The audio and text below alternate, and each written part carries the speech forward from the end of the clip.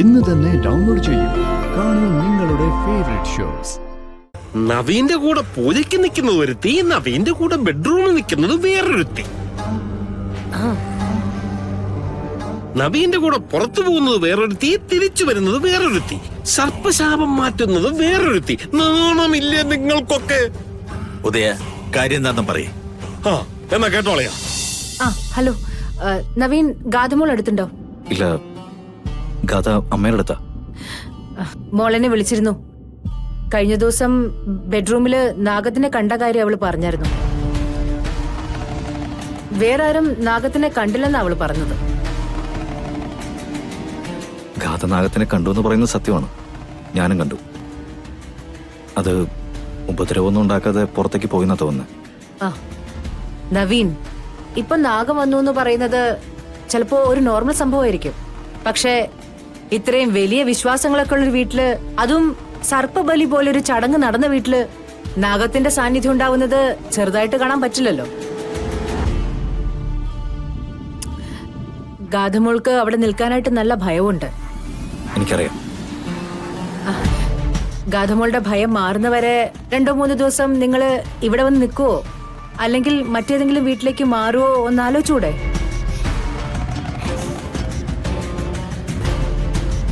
ഞാൻ നിങ്ങൾക്കൊരു ഹണിമൂൺ ട്രിപ്പൊക്കെ പ്ലാൻ ചെയ്തായിരുന്നു. പക്ഷേ മോളുടെ ഇപ്പോഴത്തെ അവസ്ഥയിൽ ഒരു ട്രിപ്പൊക്കെ പ്ലാൻ ചെയ്യുന്നത് ഓക്കെ ആണെന്ന് എനിക്ക് തോന്നുന്നില്ല. നവീൻ എന്തു പറയുന്നു? മേഡം പറഞ്ഞ കാര്യം ഞാൻ ആലോചിക്കാം. പക്ഷേ എനിക്ക് മനസ്സിലാവാത്തൊരു കാര്യമുണ്ട്. എന്താ? സർപ്പബലി നടത്താൻ പാടില്ലെന്ന് ഞാൻ ഗാഥയെടുത്ത് പറഞ്ഞു. പക്ഷേ അന്ന് എന്നെ അതിശയിപ്പിക്കുന്ന ധൈര്യത്തോടു കൂടെ അയാൾ അതിന് തയ്യാറായി. ഇത്രയും കഠിനമായ വ്രതവും പൂജയൊക്കെ നടത്തിയ ഒരാള് പെട്ടെന്ന് എങ്ങനെയായി പോയത്?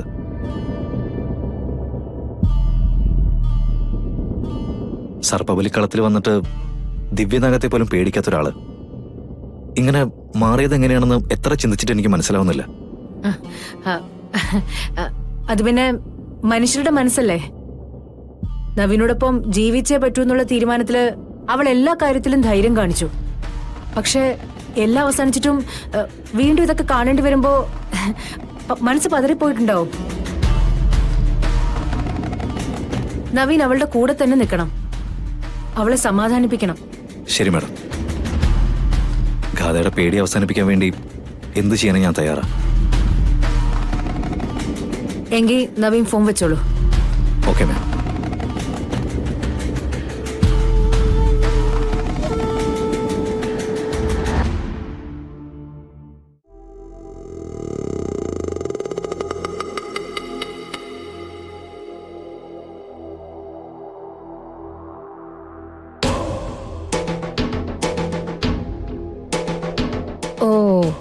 അപ്പൊ ഗാഥയ്ക്ക് അവിടെ സ്വസ്ഥത കിട്ടുന്നില്ല. എങ്ങനെ കിട്ടാനാ? സത്യത്തിന് വിലയുണ്ടെങ്കിൽ കളരിക്കിലെത്തേണ്ട പെൺകുട്ടി കൃഷ്ണയല്ലേ. ഇതൊക്കെ അതിനുള്ള ഒരുക്കം തന്നെയാ.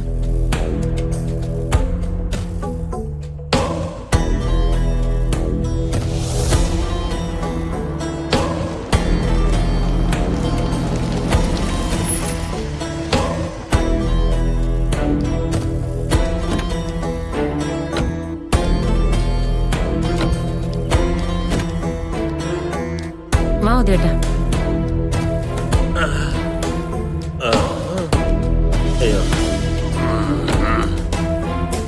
ഉദയേട്ടാ, അവൾ ഇനിയും രക്ഷപ്പെടാൻ ഒരു പഴുതും കൊടുക്കരുത് കേട്ടോ.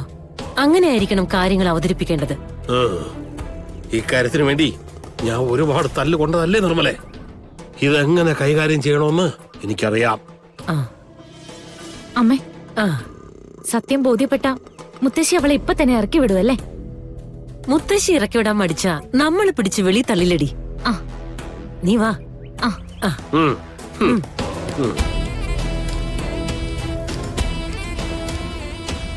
അമ്മേ, അമ്മേ, അമ്മേ, കാണുന്നില്ലല്ലോ.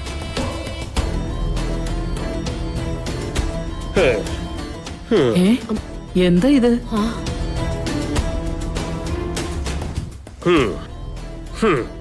അയ്യോ, ഉദയനിത് എന്തു പറ്റി? നിർമ്മലയ്ക്ക് കൂട്ടിരുന്നിട്ട് ഉദയനായോ പരിക്ക്? ഉദയന് പരിക്ക് പറ്റിയിട്ടുണ്ടെങ്കിലേ അത് ഈ കുടുംബത്തിന് വേണ്ടി കഷ്ടപ്പെട്ടതുകൊണ്ടാ. കുടുംബത്തിന് വേണ്ടി എന്ത് കഷ്ടപ്പെട്ടു? കഷ്ടപ്പെട്ടു പറയാം, എല്ലാം വിശദമായിട്ട് പറയാം. സുഭദ്രേ, കളരിക്കലെ മരുമോളെ ഒന്നിങ്ങോട്ട് വിളിച്ചിറങ്ങിയേ. ഇങ്ങോട്ട് ഇറക്ക്. എന്താ കാര്യം? വിളിച്ചിറക്കാൻ പറഞ്ഞ ആദ്യം വിളിച്ചിറക്ക്, എന്നിട്ട് ഞങ്ങക്ക് പറയാനുള്ള കാര്യം പറയാം. ആ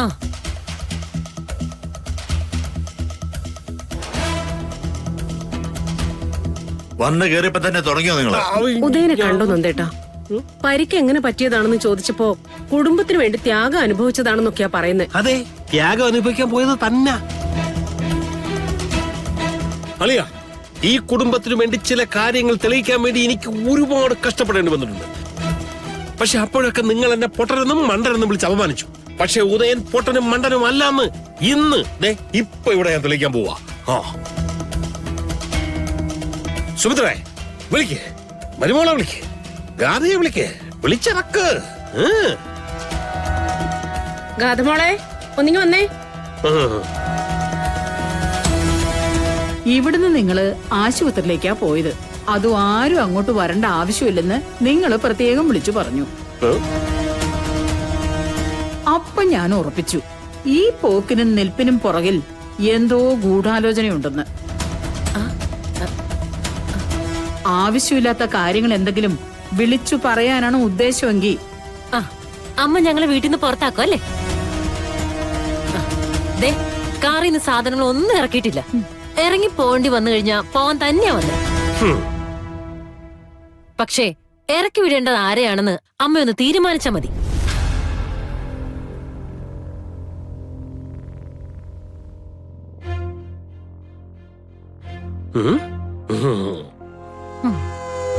അവള് വന്നിട്ടുണ്ടമ്മേ.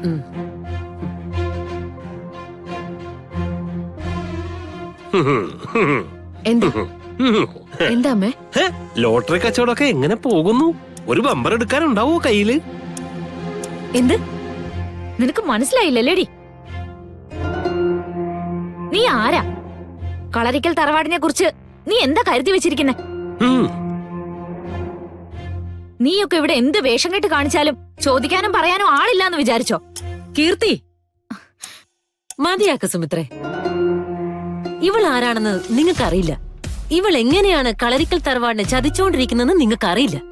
ദേ, വെറുതെ അനാവശ്യം പറഞ്ഞാലുണ്ടല്ലോ. അനാവശ്യം അല്ല മോളെ, ആവശ്യം തന്നെയാണ്. അന്ന് നിന്റെ വീട്ടിലെ ചടങ്ങിന് വന്നപ്പോ അവിടെ നീയും നിന്നെ പോലെ വേറൊരുത്തിയും ഉണ്ടായിരുന്നു.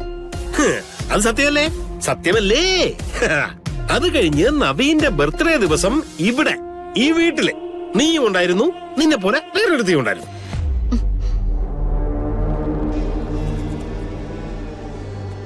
ഇല്ലേ? അന്ന് നിന്നെയൊക്കെ കൈയോടെ പിടിക്കാൻ ഞാൻ നോക്കിയതാ. പക്ഷെ എന്നെ വെട്ടിച്ച് നീയൊക്കെ അന്ന് കടന്നു കളഞ്ഞു. നവീന്റെ കൂടെ പൂജയ്ക്ക് നിൽക്കുന്നത് ഒരുത്തി, നവീന്റെ കൂടെ ബെഡ്റൂമിൽ നിൽക്കുന്നത് വേറൊരുത്തി.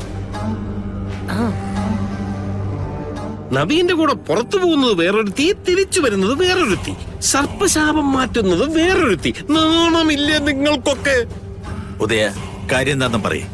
ആ എന്നാ കേട്ടോളയാ, ഈ നിൽക്കുന്ന ഇവൾ സിത്താരയുടെ മകളാണെങ്കിൽ ഇവളെ പോലെ മറ്റൊരുത്തി കൂടെ ഉണ്ടാ. ദേ,